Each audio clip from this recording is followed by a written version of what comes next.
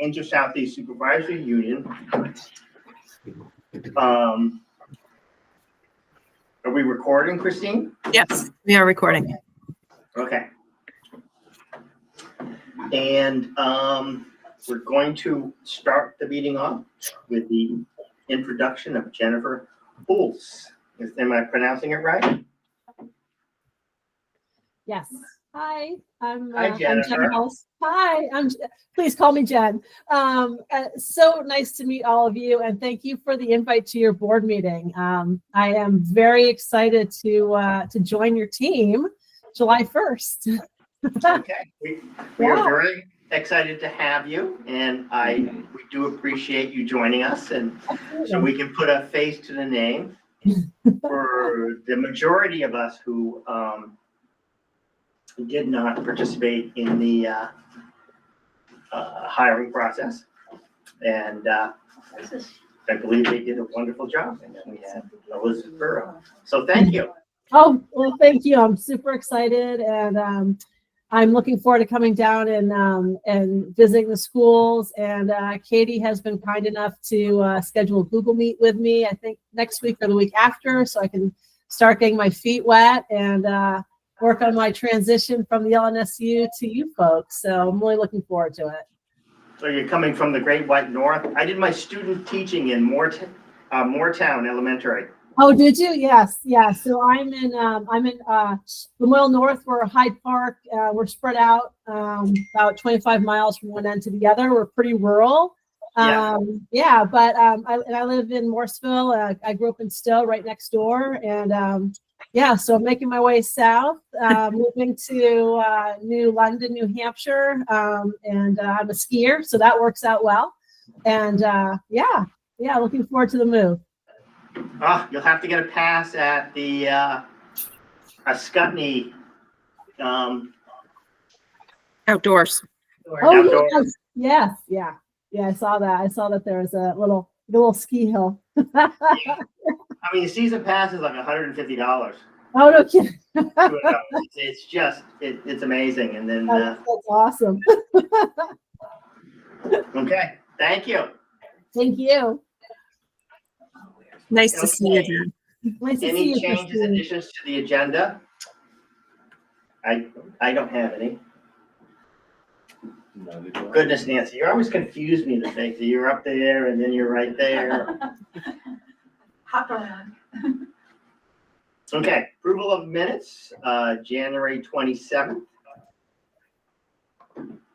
So moved. Thank you. Do we have a second? Second. Okay, any discussion? Good to me. Yeah. All in favor of approving the minutes, please say aye. Aye. Hi. Any Aye. opposed? Any opposed? Any abstains? I'm abstaining, Anne Marie, because I wasn't there last meeting. Okay, and I am an aye as well. So for those taking notes, it's everyone who is present is an aye, except for Anne Marie, who is an abstain. Thank you. Now I completely lost my place. None. Those are the draft minutes. It closes now. Public participation. Public comment is not legally required, but we believe it is crucial for us to hear from our community members about their concerns over issues. Through these meetings, our board models for our students how to conduct public discourse, and that the board and members of the community can approach controversial issues in a civil and constructive manner and can demonstrate mutual respect. Having said that, please note that the board is here to listen. The public comment period is not designed for discussion. Please start by identifying yourself and what town you reside in. Any public comment? Any announcements from board members?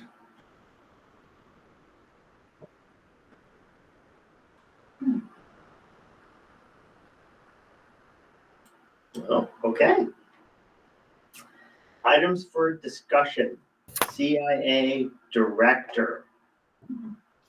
Yes, so I'm really pleased to bring you our finalist for the Director of Curriculum Instruction and Assessment position.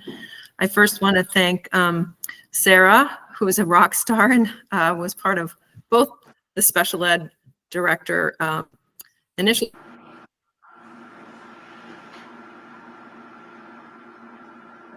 Oh, you froze on us, Christine. Those Heartland internet. Oh, am I wonky? Uh-oh. Yeah, You're back now. you're welcome to turn off your camera if you want to. Let me do that for you. See if that helps. Okay, is that better? Yes. So I don't know if you heard me, but I was thanking Sarah for being part of both interview, Director of Support Services and CIA. And Amy McMullen was part of this finalist interview as well. So we had board representation. We had a really great pool of candidates, and we ended up with our finalist. Bringing to you tonight for approval is Bridget Ferriel. Some of you may know her already. She has been in Windsor for quite some time, but started her career in education at the Rivendell Interstate School District. She was there in 1999 to 2012. She was a curriculum coordinator there, a dean of studies, middle school principal, a teacher, a director of academics. So she's had a wealth of experience. She came to Windsor in 2012 as the principal, and she's since been a math teacher, targeted sports and MTSS and 504 coordinator. And this year she really took on the curriculum work at the high school with the AOE. So she has tons of experience and passion, and she is very, very, very excited to be with the director at Windsor Southeast. I don't know what that noise is, but I hope it's not me. Yep, we can hear you. Yeah. Sarah, you have anything you would like to add? No, I think Christine hit it all. We had, like she said, we had a large candidate pool. It was tough decisions, but Bridget's going to be great in the role. So looking forward to that. No, take that away. Nancy has not raised her hand. Elizabeth. I'd like to know if Bridget is ready to implement the Act 1 EQS standards or EQS. Thank you. Yes, Bridget is very familiar with the new EQS standards, and we've been talking about how to provide professional development next year for our staff so that they are working on implementation. So yes, the answer is yes. Thank you. Does she have qualifications in implementing standards such as Act 1? I believe in her. I mean, I can't speak specifically, Elizabeth, but I know that she's got background in curriculum and instruction and implementation of curriculum. So, Well, also, Christine, yeah. Bridget has been involved with working with the AOE from Windsor and in developing these standards. So she's on the ground floor, Elizabeth, of the process, working with the AOE, with not just developing, but then, of course, working with the curriculum people, the subject area individuals with the AOE. So I think she's quite qualified to, unusually well placed to do this. Besides the fact, I know personally the Ferriel energy that exists in that family is quite spectacular. That sort of intellectual ability and energy and dynamic personality to bring forth. I am looking forward to see what she's able to do. I would like to make sure that she works with Tracy on the implementation of specifically the Act One provisions. Thanks. I think the other really important point, and I don't know if this was a factor or not, is that how invested in the community that Bridget already is. So, any other discussion? Well, Christine, are you asking us to move on this tonight? Yes. Okay, I will take a motion to approve the hire of Bridget Ferriel for the curriculum instruction. And what's the Assessment. Assessment.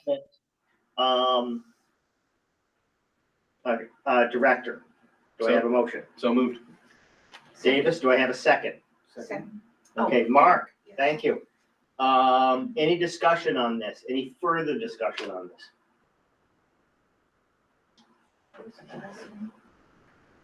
Any further input from anyone else who was part of this process?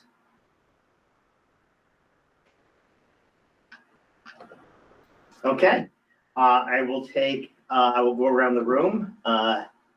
Davis, how do you vote? Aye. Nancy? Aye. Megan? Aye. Elizabeth? Aye. Sorry, I was going around the room. Mark? Aye. Is Amy here? No. Hannah? No. Nicole, is she here? She's here, but she's getting ready for the budget meeting. Okay. And is that what about Beth? No. Anne Marie? Aye. Sarah? Hi. Okay.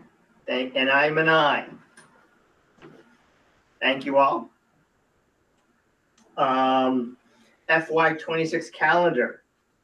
I think we had looked at and basically agreed with everything except for that one day. Christine, do you have a solution for that?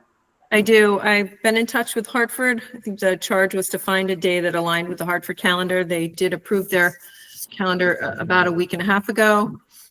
They have a day in March that will line up nicely with our calendar, which would be March 2nd. They're off that day. They're also off on the 3rd, but the 2nd follows the February break, and we thought it would be better to take the Monday, and the kids would come back on the Tuesday. Okay. I don't believe we need to vote on this because No. we approved it. Yep. With the understanding that you would move that day to another day.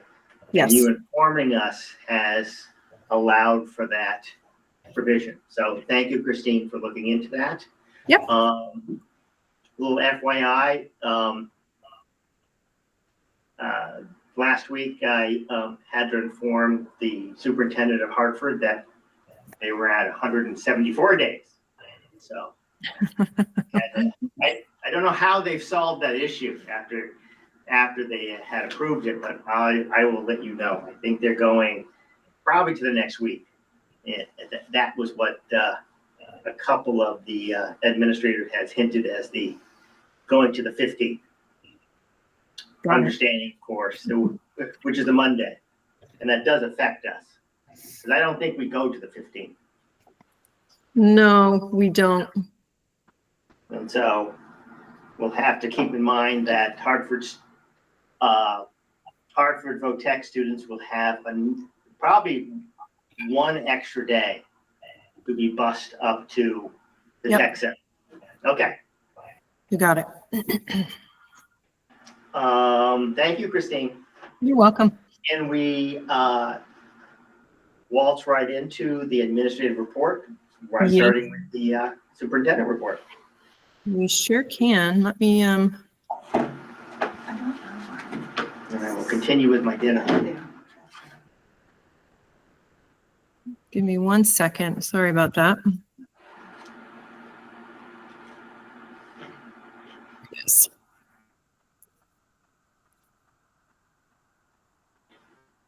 All right.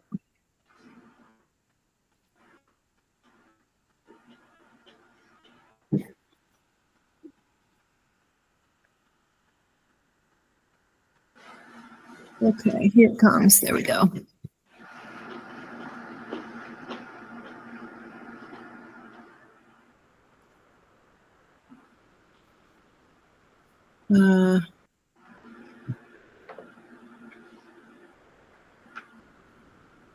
There we go. Okay. So the internet's a little bit slow here. Sorry about that. All right, I'm gonna start off with just some connections to our goal of culture and student and staff wellness. We had right before the break, we had a winter carnival. We had lunch with a loved one at a couple of our schools. We had the 100th day of school. You can see in the corner there, there's a very old 100-year-old kindergarten teacher, Larry's wife, dressed up in the picture. So definitely some culture building, team building around the special days we had right before the break. There's a picture of the band, the faculty band. They play at Winter Carnival every year, and they came back this year and played for the kids as well. Connections for student success and engagement. We've got some student spelling bee champions. We've got some student science fair winners and some award ceremonies going on, and a student, that's Sam Peckinpah on the left, running the winter festivities at the high school. So working on making sure our students are involved and engaged. I'm going to give you a quick legislative session update. It's all that's consuming my email and YouTube sessions. So, and Elizabeth, feel free to jump in if I'm not getting the crux of things, but I know crossover is taking place in 2 weeks. There's been a lot of information shared in committees relating to the governor's 5-district proposal. A detailed plan has not been shared yet. I did hear this afternoon that plan is scheduled to be released tomorrow with details. So we'll be looking forward to seeing what those details are. The 3 parts of his proposal cover accountability, governance, and funding. I did hear this past weekend, Elizabeth and I and Bill and oh gosh, I forget her name. How can I forget her name? Rebecca Holcomb. Rebecca Holcomb presented at an event, and part of Rebecca's report stated that the governor's foundational formula assumes each elementary and middle school will have at least 450 students, and high schools will have at least 650 students. So that is certainly something to think about and consider. And if you have thoughts or ideas or feelings, you are encouraged to reach out to your legislatures. They are love to hear from folks on what people are thinking. That's the biggie. That's the biggie in the legislature. Elizabeth, is there anything else you want to add about what's going on? Yeah, I will add, for the benefit of Heartland and Wethersfield people, that I put in a bill to, it's H-199. So please write to the House Education Committee about this. The bill would, it does 3 things. One is it limits the tuitions for public receiving schools. The second thing it does is it removes any unaccounted for fees related to school choice. And the third thing it does, and probably the most important, is that it removes tuitions from the excess spending threshold. And I know that Heartland and Wethersfield are both really struggling with this at the moment. So write to the committee and ask them to take the bill up. Thanks. Great, Elizabeth. All right. I wanted to let you know, I know I've shared this with a few of you, but not all of you. We did work on procedures for interactions with law enforcement, and I have linked them. I will make sure that you get a copy of them, but we worked hard on these, and this was the advice of our legal counsel, that procedures, we already have policies in place that guide us in situations like this, so we needed some clear procedures. So those are completed. I've asked Lori to get them up on the website. Another thank you to Sarah Davis and Amy for participating in the searches. It was a lot of time and energy, and I think we process, and I think we're fortunate with the people that we've ended up in these positions. So I just wanted to shout them out. Tracy is on, and she can certainly unmute and speak a little bit. We are about to send out parents and teachers on gender inclusivity. This is with the help of Laura Pascal, who's working with us, she's consulting with us on this. So that will come out on March 7th. And the survey is an opportunity to gather thoughts, questions, suggestions about the transgender and gender nonconforming students policy. And responses will help ensure that the policy is effectively supporting all students and creating a positive school environment. Everyone is welcome to respond. I think this is my last slide. We, as you know, we are moving to the Windsor House. You all approved that move last, seems like forever ago, but it's happening. And we are going to start moving as of March. We're allowed to do that, even though our lease doesn't start until July 1. We'll slowly move our things over. So just wanted to share that really exciting news with you tonight. Christine, how is the renovations we asked for coming along? It looks, actually, it looks great, Bill. All the rooms have been painted. They are cleaned and painted. We were doing some carpet updates are happening as well on the carpets that were really not in great shape. So they've done their part in getting it ready. You should stop in. Everybody should stop in and see it once it gets us in there. Maybe we'll have our WSESU board meeting in April. Probably in April, we could do it there. Okay. Awesome. Okay, I'm going to stop presenting, and Angie has the data report tonight, and I will announce. Hopefully, Angie won't mind that I announced that she, her daughter Cindy had a baby on. Wow. Friday, a little earlier than expected. So she has been very busy with presentation and share it recording, but I don't see it in my invite yet. So can we skip to the next item while we wait for her to share that with us? Will that be okay? Yeah. Okay.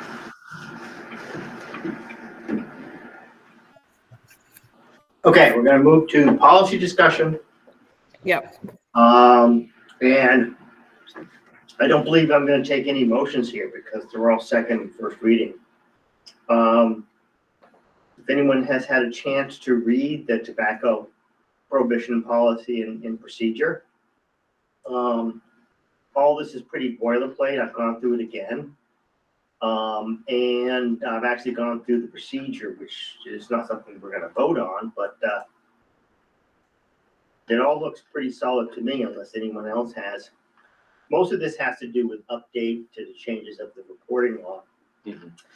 One thing, and I haven't read really closely, but I'm wondering if in the procedure, Christine, someplace it should say that about recording it for state reporting, because by law I don't know if by law or by AOE requirement, any tobacco behavioral has to be reported to the state. Okay, I'll add that to the procedure. Okay. Any other comments on, okay. Transportation, if anyone's had a chance to read that. I think, Christine, the legal advice we got is to input the may in there someplace. So Yeah. possibly policy of the Windsor Southeast Supervisory Union, Heartland, Mount Scottney, and Weathersfield School District may furnish each legal pupil who is entitled to require, but I'm not, I think it needs more wordsmithing than that. Yeah. It's throwing in may in there someplace, because throwing may in there doesn't really. Yeah, no, we didn't wordsmith it yet, Bill. I just wanted to get the board's direction. Sean Toohey, our lawyer, said that the law hasn't changed. He recommended leaving may. It's part of the red strike through paragraph. And then he suggested that we write procedures that tell what we do. Okay. So what specifically do you know, Christine, what specifically has changed in the law? The law hasn't changed, so Sean was surprised that the policy was changing. Okay. Your transmission might have been garbled, because I thought you had said that the law had changed, but it hasn't changed. And so, I don't know, I think, Mark, you had the same concern that I had, and that other people had it as well, is why would we have a procedure that requires us to do more than what the law requires? And seeing we just got a new transportation contract, and that contract probably was based upon the fact of certain routes, and some routes are, especially on back roads, we don't cover.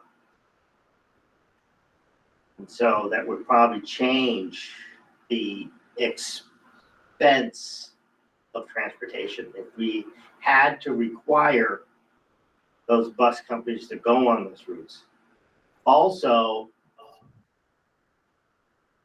reading through the policy as written, for resident students, the way it's written, someone could insist that we pick up students in a different town if they have joint custody. For an example, if a student lives in Windsor with their mothers 3 days a week and lives in Hanover with their fathers 2 days a week, the way it's worded, as now, it would require us to transport that student from Hanover. And so that's kind of concerning. So, yes, Davis. So at the moment, I'm just looking at the language from the old policy. At the moment, it does specify in the existing policy that we pick up students within the supervisory union. Right. So where it says option, I mean, is that language we want to add to this too, to keep that set? So specify resident only, so residents of, I mean, I guess basically bringing back more of the language from the old policy. If I think that makes sense, but Yeah. again, you have to be careful, is that if a student lives part-time in Weathersfield and goes to Heartland Elementary, Mhm. that transportation piece would become, the same expense as some of the special ed transportation, because you'd have to send an individual bus to pick up that one student in Weathersfield to transport them to Heartland Elementary. I think that's if we leave two in there though, right? Instead of putting in may. Because if Okay. we have may, what I'm thinking is that assuming that it seems like everybody's, I mean, I haven't heard anybody speak up against having it be more conditional language, like we will make that decision and then limit it on top of that to the 4 towns covered by our SU. I think that kind of mitigates the risk of that. At least I would think so. Right, in addition to transportation, limited to the district that they're going to school in. I think that would be important. And so if a student lives part-time in Wethersfield and goes to Heartland, that would be an example. That transportation would not be covered by policy.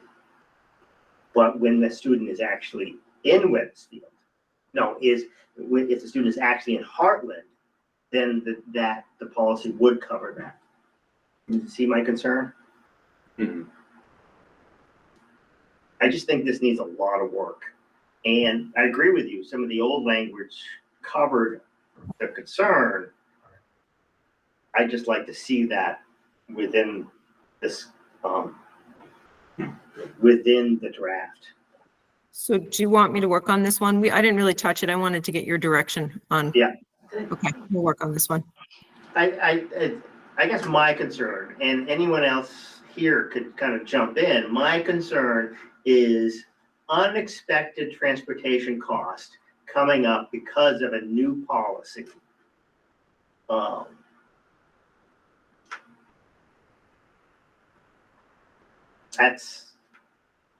That's my concern, because we've accepted a contract, and that contract is based upon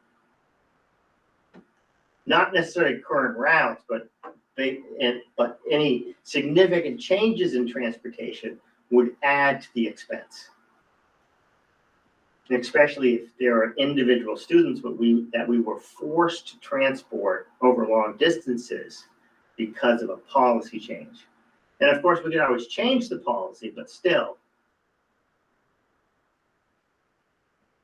I'm just really confused overall why this policy is needed. Was there something in the old policy that wasn't working? Because I'm assuming this is from just recommendations. But yeah, Christine, why don't you work? Please? Yes, it's from the VSBA, but again, legal counsel had no idea why they were suggesting changes. Okay. It'd be great to find out why.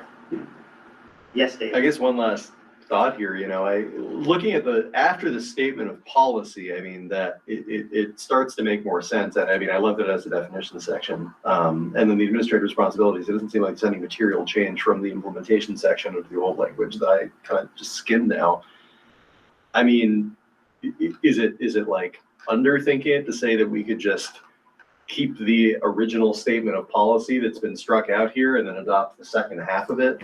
Because again, this is like model language to the VSBA, but if we're not looking to actually materially change the policy, and we're only really seeing some value from the second half being maybe a little bit clearer and more concise, right?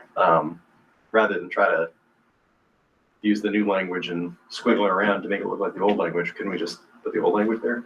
Yeah, I mean, Davis, I agree with you. After the statement of policy, I have no problem with that, Yeah. Especially with the definition and administrative responsibilities. It's just that, Yeah.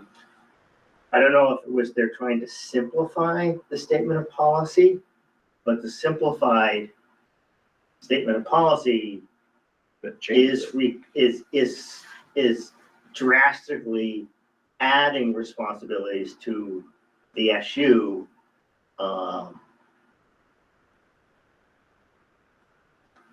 For transportation. So I don't know. Let's I'd be interested to see what, Christine, you come up with. Okay, I'll work on it. Elaine, you volunteered for the gauntlet, so thank you. Hey,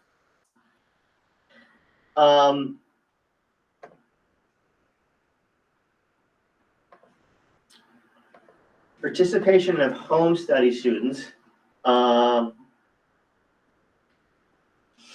I've been through it. Most of it is, well, almost all of it has to do with the legal requirements for allowing home study students access to public education as long as it's 40% or below of their total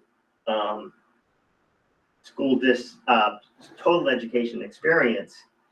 The The only question I have, and I don't have a real problem with it, but the statement of policy, the last part says, and use of school facilities.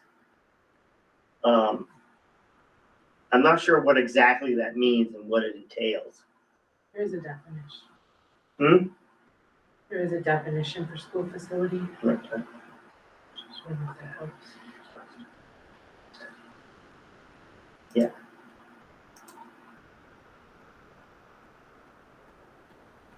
Specifically what section?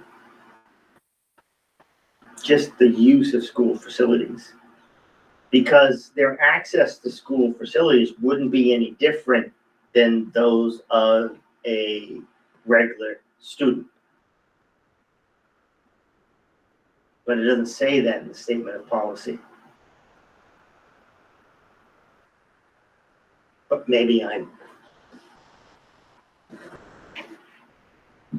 being too picky. I'd be interested to see Davis's interpretation.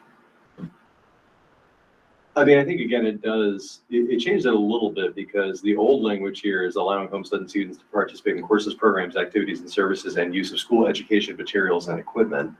So school facilities, I mean, it expands that a bit, right? Yeah, portions of buildings or grounds used by students for classes, studying co-curricular.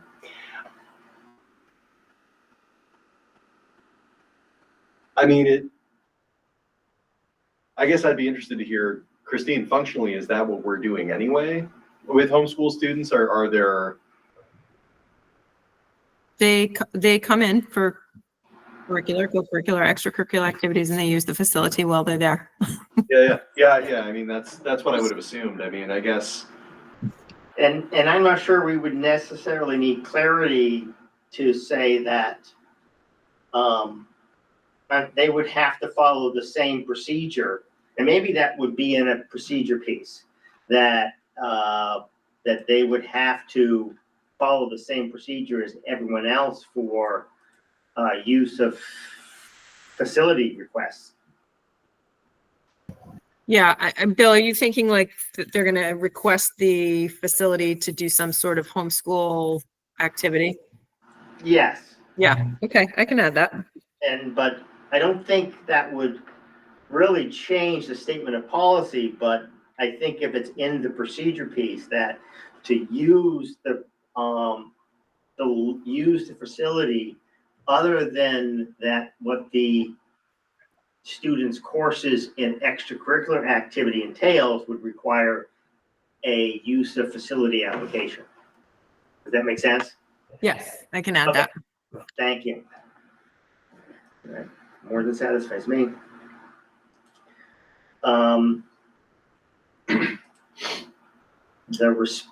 Any other input on that? Okay. Responsible computer network and internet use. Hopefully everyone had a chance to look at that. I've gone through it and it all looks very solid to me.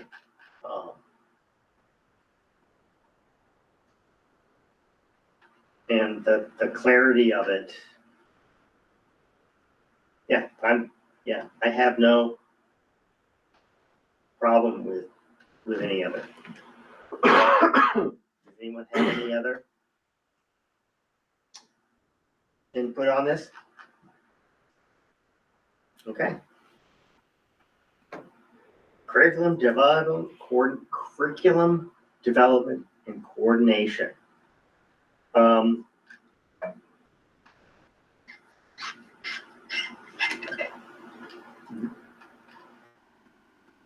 This policy just basically, from my reading,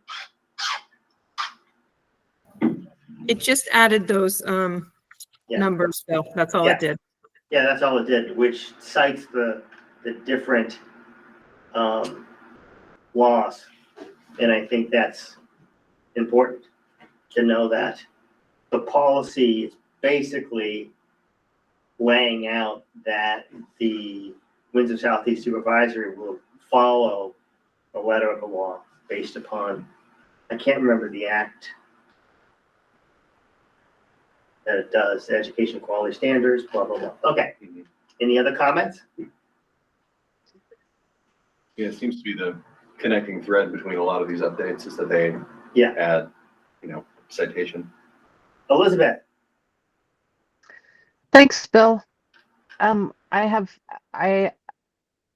have commented on this before. I think it should be clearer about who is picking the curriculum, because this implies to me that the curriculum, that the supervisory union board is involved in at least some aspect of picking curriculum.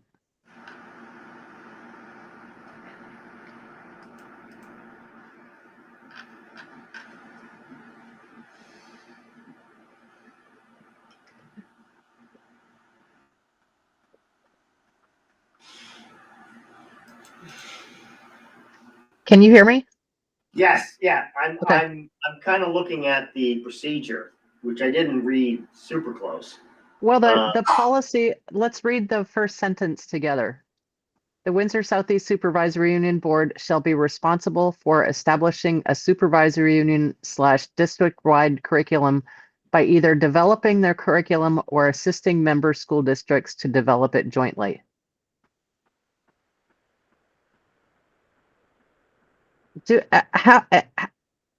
So I'm still confused about why we are only informed about what new curricula are being adopted.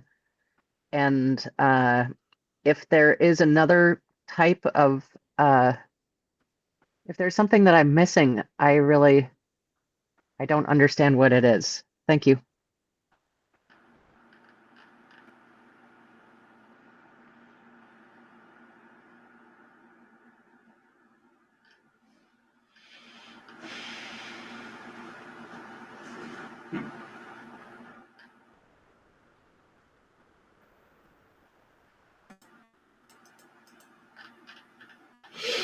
Yeah, I guess, Elizabeth, I don't really disagree with you. There is a disconnect from the policy statement or even the implementation part of the policy and the procedure. Right, on number 2, under implementation, it says that the superintendent will assist the supervisory union and the member school district boards in development, implementation, coordination, and evaluation of the curriculum, and that doesn't happen. Not really, none of those things happen.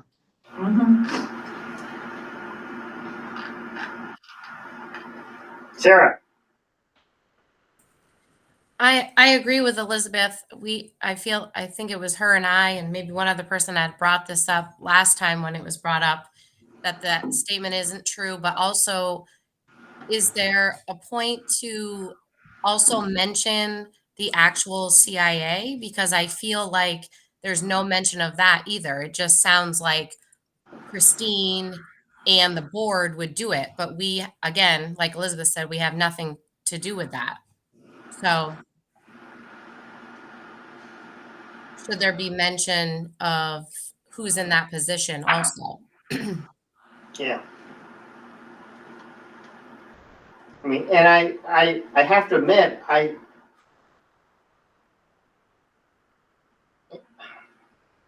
as a board member, and knowing many of the other board members, I'm kind of in the minority, the fact that I have a master's degree in curriculum and implementation and curriculum and instruction. But for the most part, board members are not experts in curriculum and instruction, let alone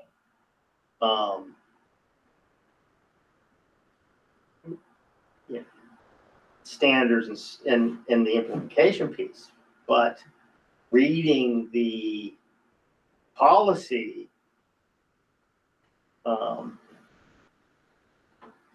we're supposed to be leading the process of implementing, choosing and implementing curriculum. And so there is definitely a disconnect there between the policy and what the board's supposed to be doing. And so if Bill? well, hang on, Elizabeth. Okay, sorry. If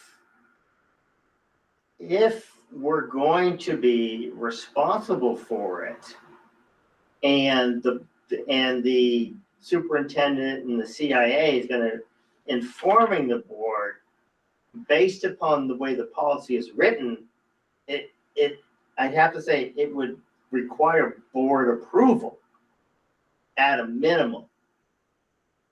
Okay, Elizabeth?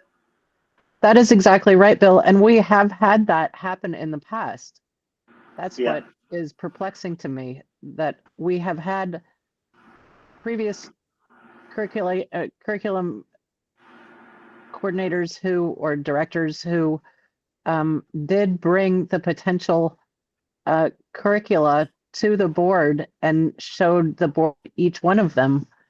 The board doesn't have to be an expert in curriculum, but the board should know what students are being taught.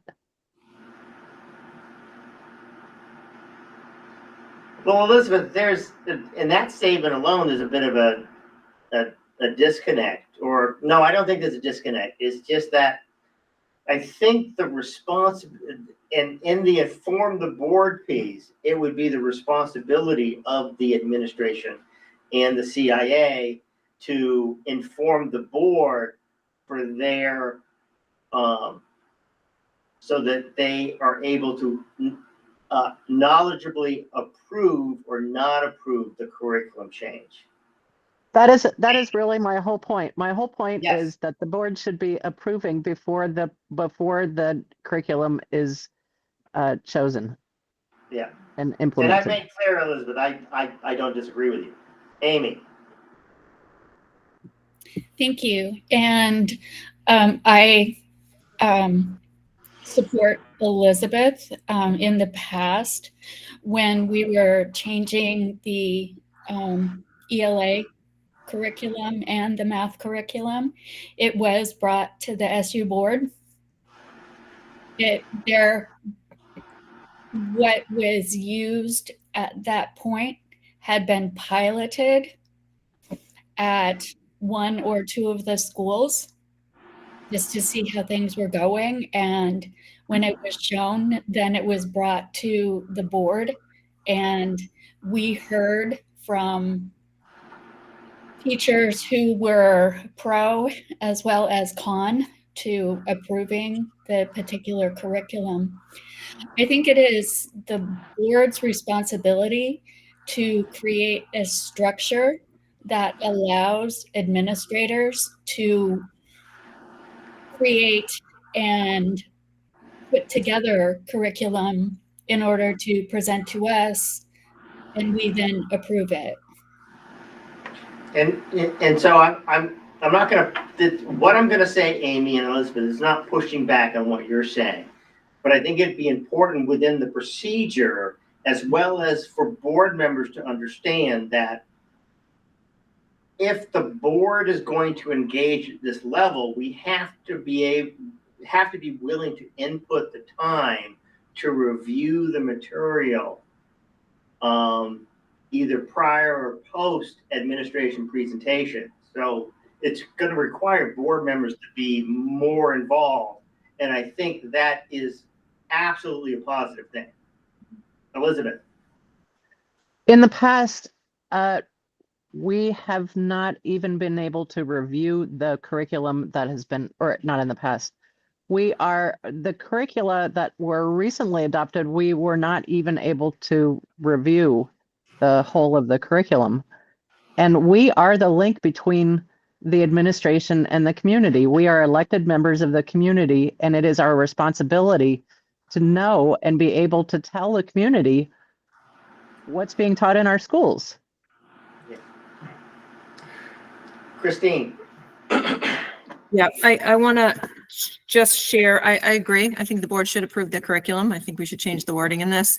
I think the last time around, Bill, if you remember, we had some grant money that we had to spend quickly. So we had to make a very quick decision on whether or not to purchase the program that we piloted. I think Angie reached out to board, I don't know if it was all the board chairs at the time, but certainly SU board chair to discuss the dilemma. And the decision was made to move forward, knowing that we were going to review this procedure and update it. And I think Angie's on board with whatever, and the new curriculum director will be on board with whatever the board thinks is appropriate. And I agree. I think the board should approve the curriculum and it should be presented. Davis? Yeah, I mean, just to kind of summarize what it sounds like the changes we're looking to make here is the policy itself as written. Yeah. Emanates from state law. I mean, that I don't think there's changes that we need to make there. What I'm hearing is that the procedure needs to be clarified to include the existence of CIA as something that exists in the supervisory union, because that's who does that role, and then really just make it clear what those touch points are, where the board, would vote. Yeah. And I think that would be helpful. And I mean, clearly before anything gets fully implemented, and I mean, maybe just thinking about this prior to a pilot, at least getting some sort of brief on it, so we have an idea of what's being piloted. I mean, exactly, like some background, why it's being, piloted, and then just a little bit of context to understand it. I mean, I can understand not wanting to do an entire full curriculum rundown between every single pilot, but definitely before a full implementation, I would want to see that. Elizabeth?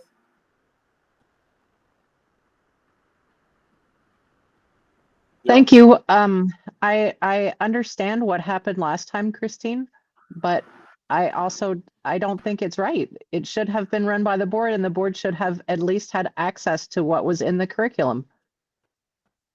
Yeah, I don't disagree, Elizabeth. I was just sharing what the scenario was. I agree with you. The board needs to be involved. So, we will adjust and do better in the future. So Christine,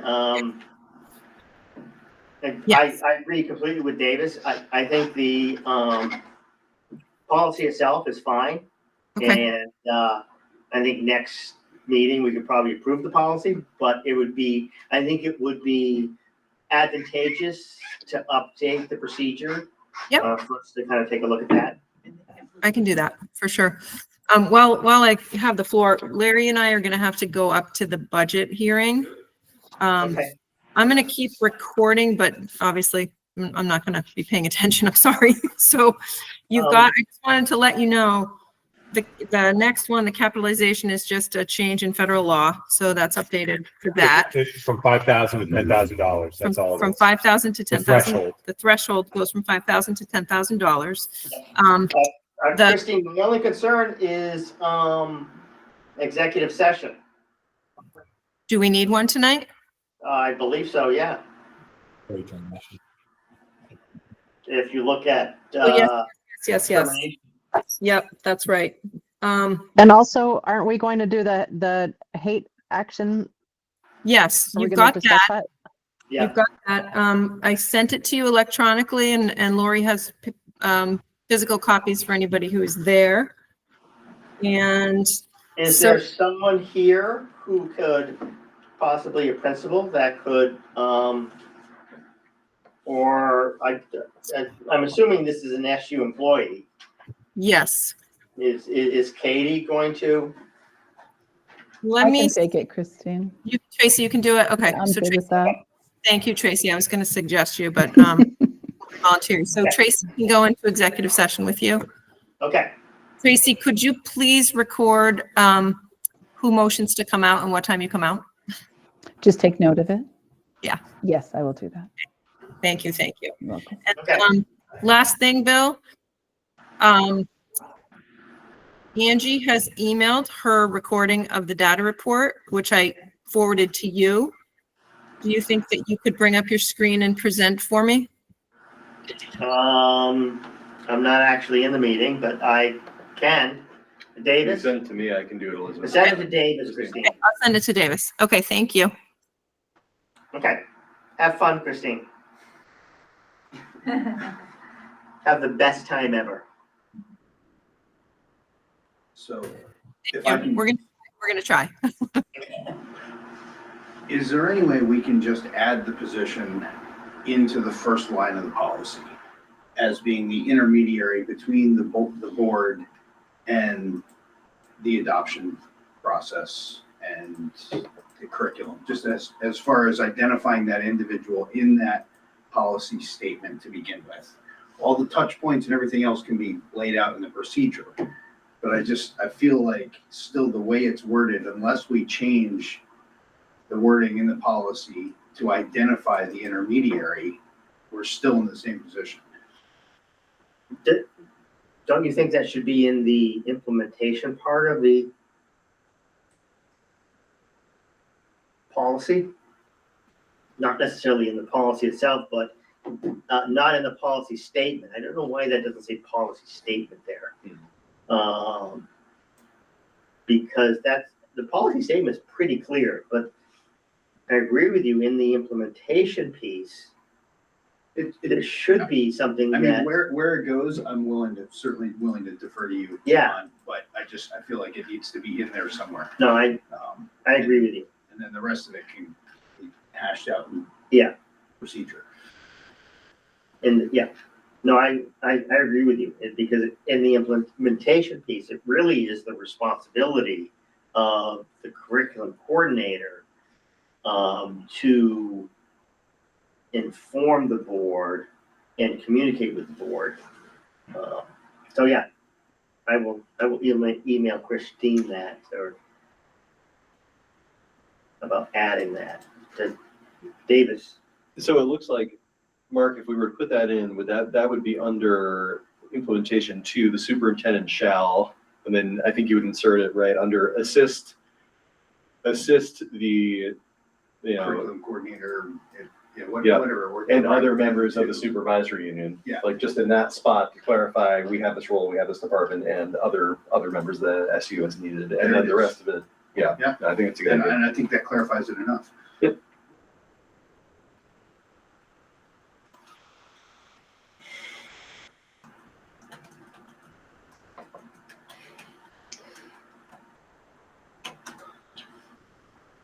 Because you're gonna have a hard time filling the supervisory union board with only people qualified to establish a curriculum. Yeah. It's a big ask for the general public.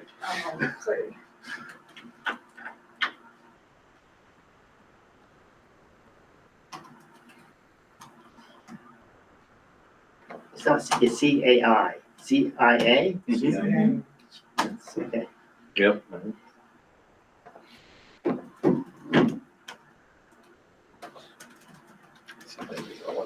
Oh, it did. Good.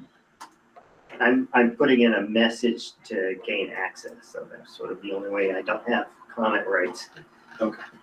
Okay. Because if I don't do it now, never know what will happen.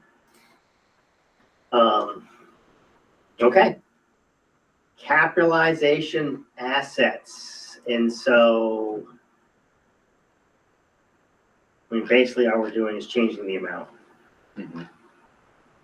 Does anybody have any other discussions? And I think it's not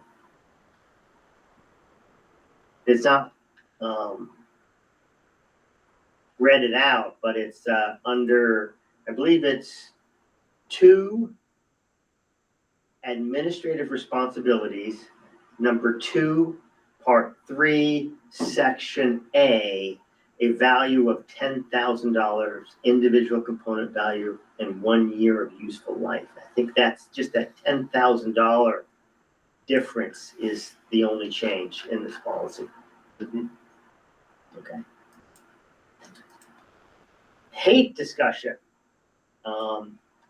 And I've had a little, not much, but a little more time to read this, but it's not linked in the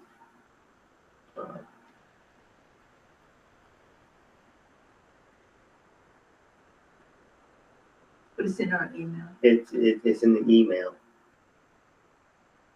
I'm not even in my right email.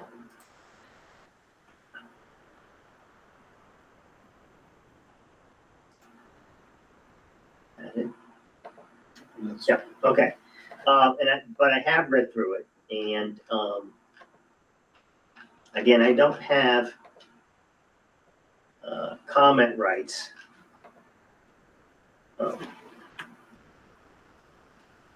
Does anyone have any discussion on this? I have to admit, it is very long, but it does accomplish an awful lot. A lot of that, what's in here, allows for constitutional clarity and protection. Elizabeth. Thank you, Bill. I think it clarifies a lot, but it does not have any teeth whatsoever. Nothing. And I thought that was the whole purpose of creating this, was because it's supposed to dovetail with our anti-racism policy, which doesn't have teeth. So, Elizabeth, I'm wondering if the teeth would come in the procedure, kind of like the other piece.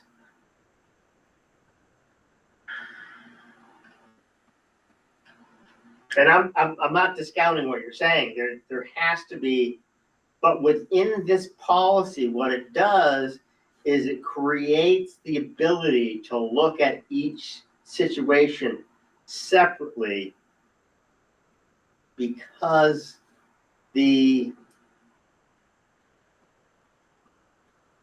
I understand what you're saying, Bill, yeah. but the place where I'm getting hung up is non-disciplinary student remedial actions, and then the disciplinary remedial, like, why list those two things and then not really have anything in the disciplinary remedial actions? The reason, I believe, and I could be wrong, and I think this lays out in the explanation, is that if you lay out a disciplinary action, it forces the hand of administration to take that particular action, which may or may not be warranted based upon whether or not it is legally advisable to move forward.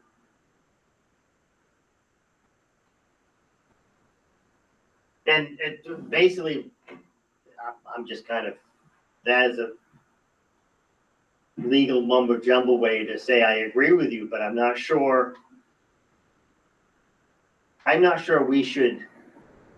we could input a disciplinary portion into it without legal advice. Amy. Reading that over, and just from my own thought on that, the two last actions or potential actions, loss of school privileges, etc., and then suspension or expulsion, I think that those are disciplinary actions. Yeah, but Amy, they're not across the board. These are disciplinary actions for people who go to school performances on district properties or sporting events, or students who are on school teams, clubs, or other activities. It doesn't apply to all students. Well, suspension would apply to any student as well as expulsion. No, it's not extension or expulsion. It says removal or suspension from school teams, clubs, or other activities. There's another one that's much more, that I think Amy's talking about. Okay.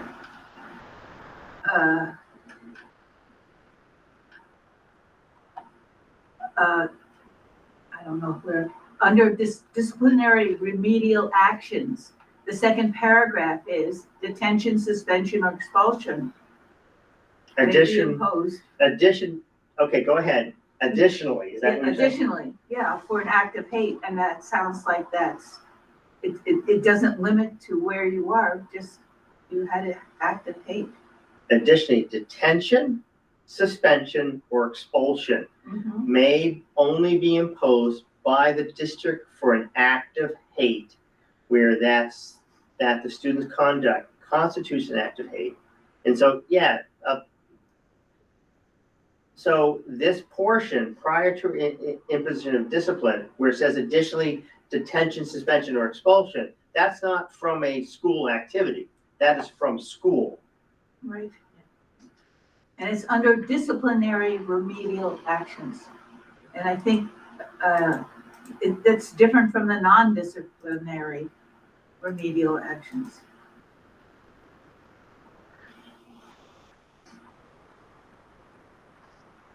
Got it. Thank you. Thank you for reading more carefully than I did.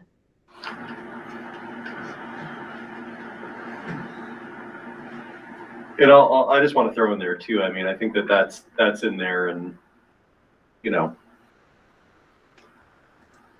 the interaction with other policy section too. I think there's it may not be explicitly detailing it in this policy, but I think that does clarify that like what falls under this definition can also meet the definitions of HHB, sexual harassment, those kind of things, which could open doors, you know, policy wise and legally to additional, you know, disciplinary and probably other disciplinary, non-disciplinary actions too. So I think, and a lot of times, I think the removal from school activities for many students is much more of a consequence than, say, a suspension. And of course, that would require that student to actually be participating in some extracurricular activity, but you know, there's just one more question on this. So this, and we're still only discussing this. This hasn't even been advanced. So I assume we're gonna have more time to. Yeah. Okay. I mean, I would agree. It's long for a policy, but I think it definitely leaves. I mean, it leaves the kind of room that policy needs to leave for procedures to fill in that space and be more specific, right? And I mean, at least from my perspective, I think it does what we want it to within the bounds of the law. But I'll be interested to see, you know, what this looks like when we do start doing official, you know, policy readings of it, and when there might be some kind of input, you know, when Christine's around or other folks on what the procedure is going to look like. Yeah, I was really concerned about the length of it, the wordiness of it, until it was presented, why it's there. And the reason that the language is there is to communicate that the board and the districts are aware of the legal consequence, in that the policy includes the due process outline to avoid a legal challenge. So I think it's very well written. It's a sticky one to begin with. I agree with you. Yeah, it's definitely a sticky one to begin with. And does a good job. I think starting off with the lawyers involved was a good decision.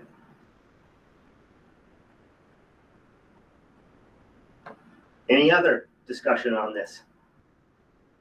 Okay. I have my language involved. I will take a motion to go into executive session. Yes. Do we want to do the CIA report video before we do that? We do. I'm sorry. Thank you, Davis, for reminding me. See who you are. Yeah, no, we're gonna look at the CIA report. All right, so I'm going to before executive session. Attempt to share this. I got the window. Let's do a little finagling here. Y'all can let me know if it's popping up for you. And for those of you who don't know, since our last meeting, I appreciate what Angie's going through because I too became a grandfather. Oh, Of a new West Windsor baby named Kaisa May. Kaisa? Kaisa. Kaisa. It is a Swedish name. That's what happens when your daughter marries a tall, handsome Swedish man. You have Kaisa female? Kaisa as a name. Go to Hammond. Go to Hammond. All right, I got this up. I'm gonna play it. Let me know if you can hear it out there remotely. I'll turn that volume up here. Good evening, everybody. It's Angie Ledoux, Director of Curriculum, and I'm here tonight to present you with the Winter Data Report for February 2025. Tonight, I am going to be talking to you about how data is in support of our goals in our strategic plan, starting with student success and engagement. But before I get to the fun stuff, the numbers, I want you to understand a few things. That at the SU level, we report data in a different way than what you might have seen it already in your building-based data reports. We still look at the local benchmark assessments given in the fall, the winter, and the spring. We measure progress in reading and math with those assessments. STAR Early Literacy is for our kindergarten and first graders. STAR Reading is for our 2nd through 10th graders.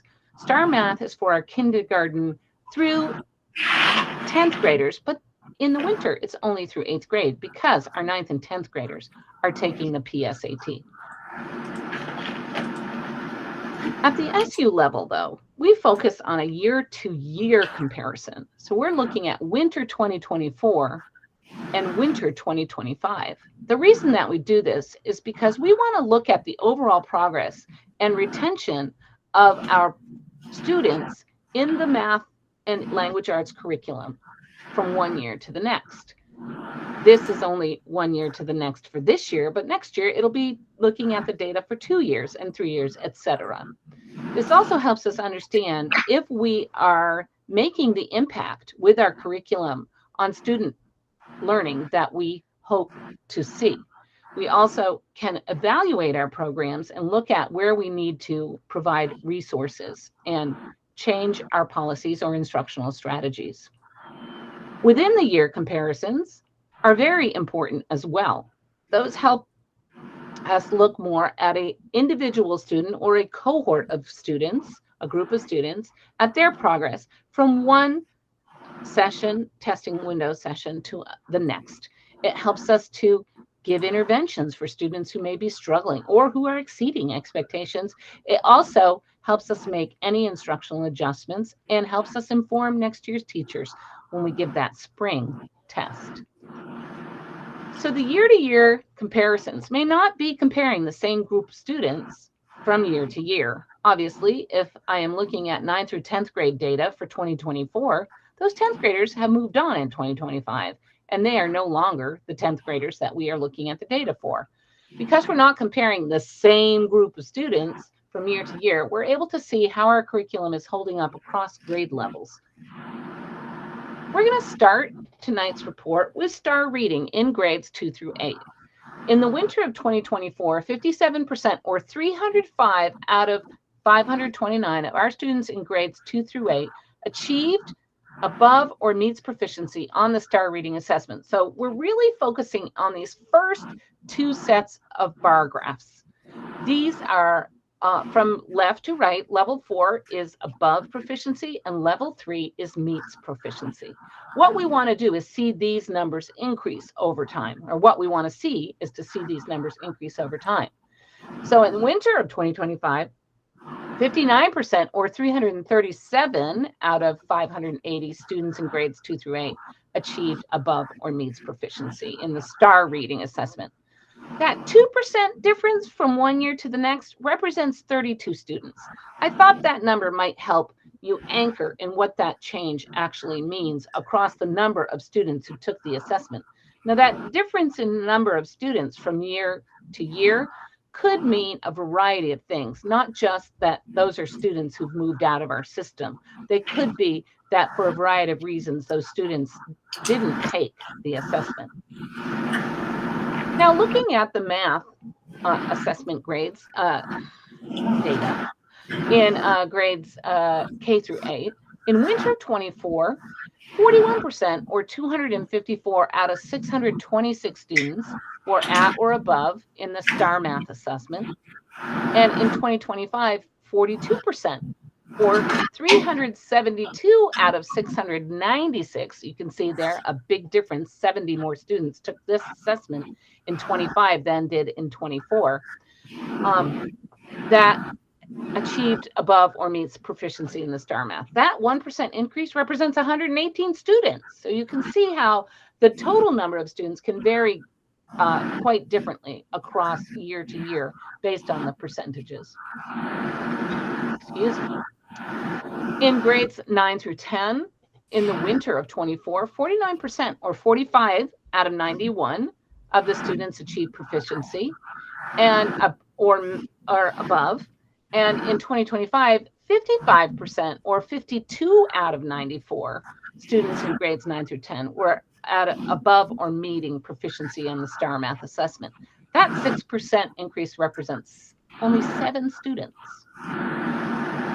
And again, a reminder that the 9th and 10th graders did not test in the STAR math winter, so we do not have that data, or we do not have the PSAT data either. Okay, so now we're going to look at our marginalized groups. The first set of data is looking at students who have an economic advantage or who qualify for paid lunch versus students who do not have an economic advantage or those who qualify for free or reduced lunch. Let's start with reading.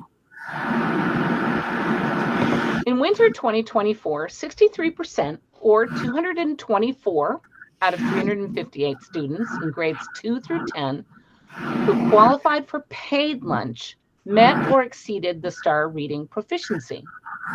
In winter of 2025, 61%, so we saw a slight decline, or 254 out of 450 of those students in grades 2 through 10 who qualified for paid lunch met or exceeded the STAR reading proficiency.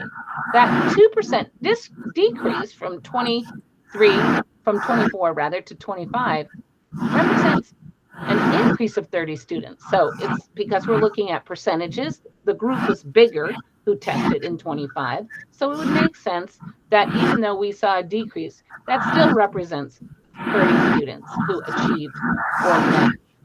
achieved above or meeting on their proficiency. This graph then looks at our students who experience the economic disadvantage, those who qualify for free or reduced lunch. In winter of 2024, 48% or 126 out of 262 students in grades 2 through 10 who qualify for paid or reduced lunch met or exceeded STAR reading proficiency. In 2025, that same group, it was 51% or 135 out of 263 students who met or exceeded proficiency. That 3% increase represents 29 students. Well, is there advantage to being on a paid status or having a free reduced lunch status? And the data tells us that 51% of students in grades 2 through 10 who qualify for free or reduced lunch met or exceeded STAR reading proficiency. I'm sorry, I didn't mean to read that part. Students who qualify for paid lunch are more likely to meet or achieve STAR reading proficiency than their peers who qualify for free or reduced lunch. We are trying to close that gap. STAR reading, 2nd through 10th. Now we're going to look at gender differences. In winter 2024, 51% or 176 out of 342 of our male students in grades 2 through 10 met or exceeded STAR reading proficiency. In winter 2025, 55% or 202 out of 371 of our male students in grades 2 through 10 met or exceeded STAR reading proficiency. That 4% difference represents 26 students. The female data shows us that in winter 2024, 63% or 174 out of 278 female students in grades 2 through 10 met or exceeded star rating proficiency. In winter 2025, 62% or 187 out of 303 of our female students in grades 2 through 10 met or exceeded star rating proficiency. That 1% decrease from 24 to 25 represents 13 students. So is there an advantage, male over female? Female students are more likely to meet or achieve star rating proficiency than their male peers. Finally, we are going to look at what advantage there is to being not on an IEP or students who have an IEP. In winter of 2024, 66% or 326 of our 490 out of 491 students without IEPs in grades 2 through 10 met or exceeded star rating proficiency. In winter 2025, 66%, 342 out of 516 of our students without IEPs in grades 2 through 10 met or exceeded reading proficiency. That was a change of 16 students across 1 year to the next. Now, our students who are on IEPs in winter of 2024, 19% or 25 out of 133 students with IEPs in grades 2 through 10 met or exceeded star reading proficiency. In winter 25, 25% or 34 out of 140 students with IEPs in grades 2 through 10 met or exceeded star reading proficiency. That 6% increase represents 9 students. We're talking about a much smaller group of students taking the assessment who qualify or who have IEPs. So students without IEPs are more likely to meet or achieve star rating proficiency than their peers with IEPs. So let's look at math. Math data for students who qualify for paid lunch in 2024, 45% or 165 out of 365 students met or exceeded star math proficiency. In winter 25, 49% or 205 out of 419 students who qualified for paid lunch in grades K through 8 met or exceeded star math proficiency. That 4% increase represents 40 students. Looking at our economic disadvantage for students in winter 24, 35% or 89 out of 261 students who qualified for paid lunch, paid or reduced lunch in grades K through 8 met or exceeded star math proficiency. In 2025, 33% or 205 out of 277 students who qualified for paid lunch grades K through 8 met or exceeded star math proficiency. This 2% decrease represents 2 students. That's not right. I need to go back to my data. So forgive me. I don't want to stop the recording at this point, but my data is in a checklist here. In a spreadsheet, and I'm going to just tell you what is incorrect about that statement.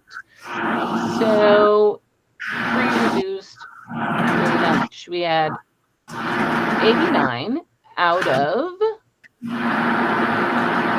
261 or 91. I'm sorry, that's the error. 91 out of 277. So that should be 33% or 91 out of 277 students who qualified for paid or reduced lunch in grades K through 8 met or exceeded the star math proficiency. And of course, these slides and my notes will be all available to you on the WSESU school board meeting agenda for this evening. The 2% decrease represents 2 students, 89 to 91. So is there an advantage? K-8 students who qualify for paid lunch, paid or reduced lunch, are more likely to meet or achieve. Students who do not qualify for paid lunch, or those who qualify for free and reduced lunch, are less likely to achieve proficiency.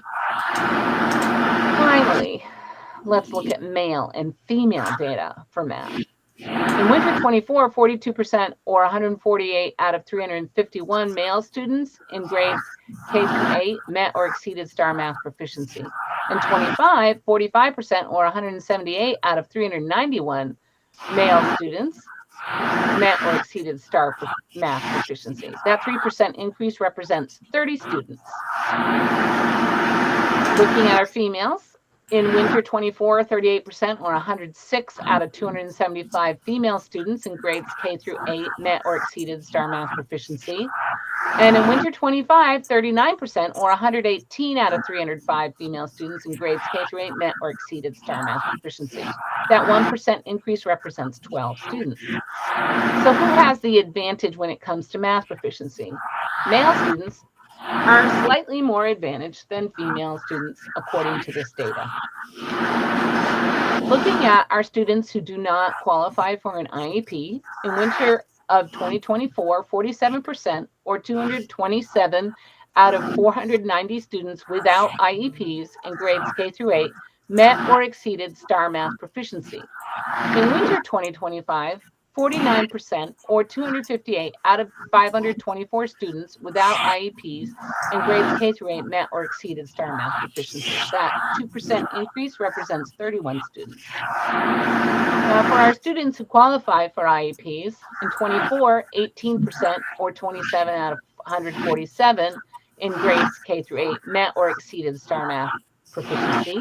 And in winter of 25, 20% or 34 out of 165 students with IEPs in grades K through 8 met or exceeded STAR math proficiency. That 2% increase represents 7 students. Our last set of graphs are looking at student engagement and wellness as measured by attendance rates and behavior data. I don't think this graph is really super easy to understand, but what I will let you know, what it is showing you, it's that the attendance rates, which are represented in the rightmost column, have slowly improved. This is Heartland School District, Manistee School District, Weathersfield School District, and across the Windsor Southeast Supervisory Union as a whole. So the first one was in the fall, and the second one is in the winter. So we're seeing a slight improvement in attendance rates over the last quarter.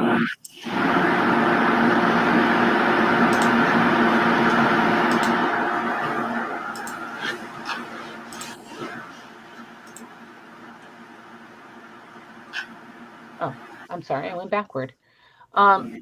In our 9 through 12th attendance, we're seeing a 71.85 in the fall, up to 93.76 in the winter. Good work there. That is not correct. That is not correct. That's the attendance rate. The full day attendance rate is 71.85, and the student information system. Can I just start over again right there? The student information system, so Power School, reports a attendance rate by classes. So you might see a different rate there than for the full day attendance rate. We really want to look at the full day attendance rate. And I don't see, I apologize, I didn't put last quarters in there. So I will have to correct that.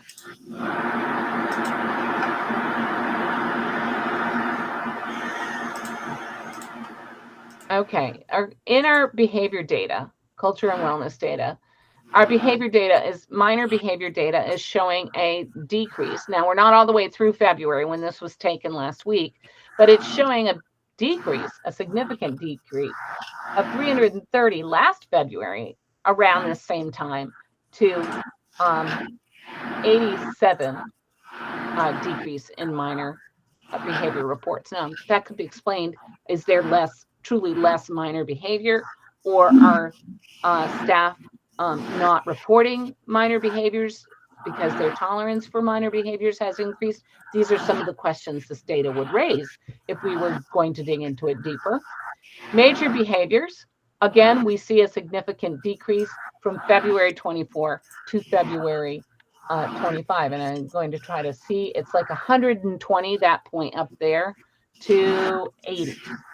So that is almost 33% decline in major behavior reports.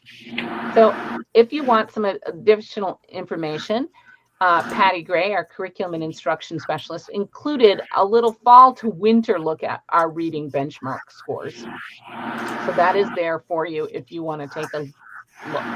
Again, I appreciate your attention and time this evening. And you can find this spreadsheet, not this spreadsheet, this slideshow in the agenda notes for this meet and notes folder for this meeting.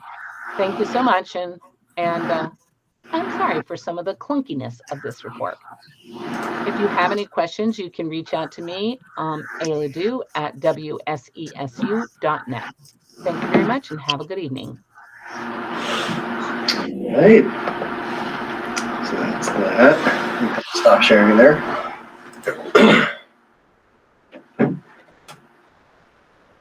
Okay. Get a hand. Oh, Elizabeth. Thanks. Does anybody in the room right now know what a minor versus major behavior is? Yes, a minor behavior is something that should be able to be handled within the classroom by the teacher. Can you give me an example? What's an example? An example would be a student disrupting the classroom with Swearing? Would that be minor?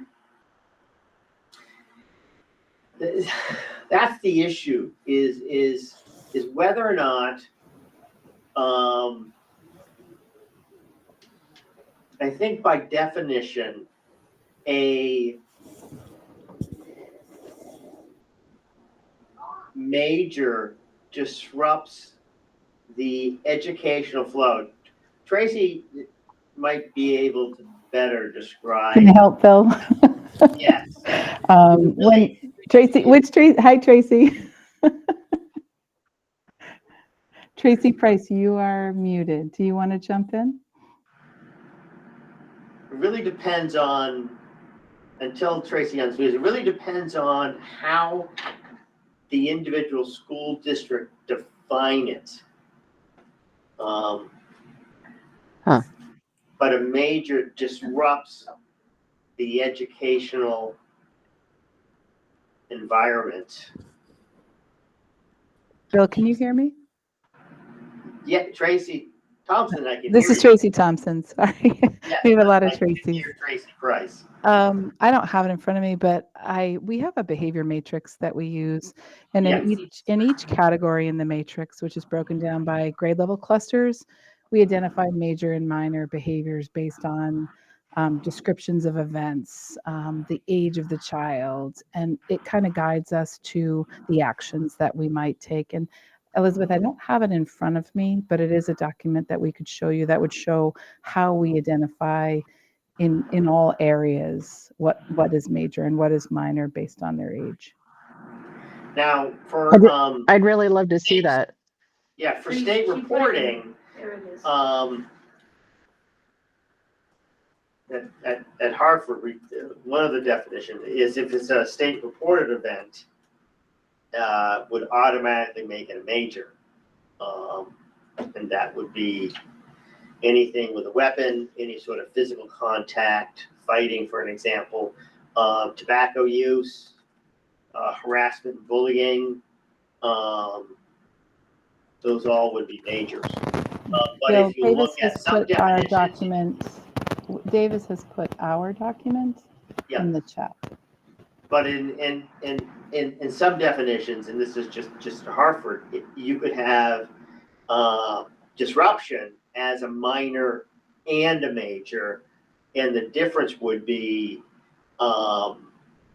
whether or not it interrupted the education of the educational experience or not. Okay. Oops. Is Tracy Price? Can you tell us how your how the anonymous tip line is going and whether whether that adds to this data. We can't hear you.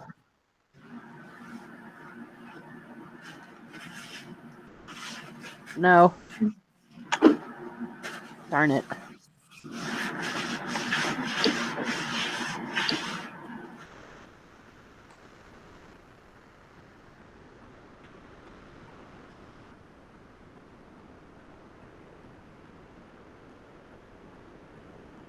I guess what I'm trying to get at is whether how to break out bullying from major versus minor, and I'm curious to know what the rate of bullying is in our schools, because my understanding is that it has increased quite dramatically. Can you all hear me? Yes. Okay, sorry about that. So far we've gotten about 100, I think actually today was the 123 equity tickets. So we have those, but they don't necessarily, I mean, because some of them come in anonymously, which was the purpose of having it, they don't formally like connect to the behavior matrix, although that's actually not true. I should say that sometimes they lead to follow-up, right? Where maybe an investigation has started, but we're not tracking how many of those tickets lead to like investigations of HHBs, which we could. I mean, I could find out if y'all are interested in knowing that. And Elizabeth, I'm sorry, I think there was more to what you were asking too. Well, I guess what I'm really asking is, so 120 tickets over what period of time? This year, this school, I mean, this Okay. school year, it's this in September. And are those broken down by schools at all? Yes. And I will share that in one of our schools, we have had a lot of students submitting tickets that aren't really what we would qualify as tickets, but it's really led to some good conversations in the school about what equity is and what it's not. So not all 123 of those tickets, I would say, would really qualify as like an equity-based incident. Okay. And maybe 2 of them have actually been positive. So I think 2 out of the 123 have been positive. So there's that. Okay. I really would love to be able to really understand the rate of bullying in our 3 districts, Yeah. and whether there's been an increase, and to what degree. I can include something like next month. I'll do a DEI report, so I can try and pull in some information to share then. Thank you. Thank you very much. And Elizabeth, I don't know if this would add to your understanding, but in the federal civil rights reporting, as well as the state reporting, the schools are required to report every single report of bullying and harassment, regardless if there's substantiated or not. And that's something that I find really difficult to get school administrators to understand. You know, even if it doesn't rise to what you think requires an investigation, per reporting requirements, you have to count that as a reported incident in both the federal and the state reporting. And so I appreciate that, and I also know that a lot of bullying goes unreported because of the nature of bullying. Yes. And a lot of the incidents that are reported, I think Tracy Price alluded to this, can actually lead to learning experience for those that reported. One, you know, this is not bullying or harassment, but this is how it could have been handled. And so that reporting mechanism is still incredibly important. Nancy? Tracy talked about tickets. Who sends the tickets? The person, a student or a teacher? Well, Yes. Both? Yep. Students, teachers. Can students know that they can send a ticket to you and how to do it? We've been trying to, one of the things we ran into was like, okay, we can post information with a QR code, but then it's like, well, we're trying not to have students use cell phones, so we put it in our Clever portal, in both the student portal and the staff portal. So there's somewhere that people can access it. So it's just really, it's creating the habit or the knowledge that it exists. So I think we're getting better at doing that, and also trying to figure out what we need to do to make it, to make it more valuable. Oh, good. Thank you. Yeah. Thank you, Tracy. Yep. And Tracy, thank you. Okay. The site that Davis gave you is really good with all Yes. You've seen it?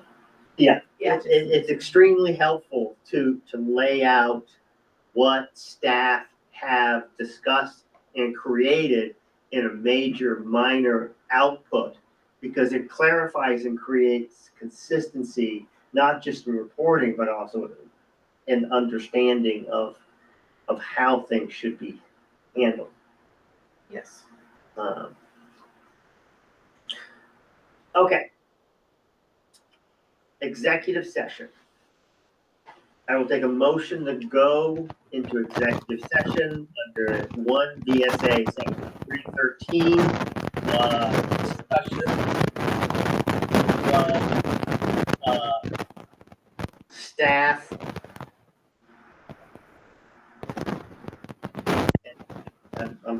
staff. Termination. Oh, yeah. Seconds, I actually got the language here. Yeah. Didn't take it out tonight, but it is. Tracy, can you please mute yourself? There's a lot of static on your line. Thank you. It looks like this would be section 313A4, disciplinary or dismissal action against a public officer or employee. Perfect. Talking about? Thank you, Davis. Okay. I will take a motion. So, second? Okay, I will take a voice vote. All approve, all agree to go into executive session. Please say aye. Aye. Aye. Aye. All opposed? Anyone abstained? And I believe we are in compliance and we are going into executive session. And has the recording stopped?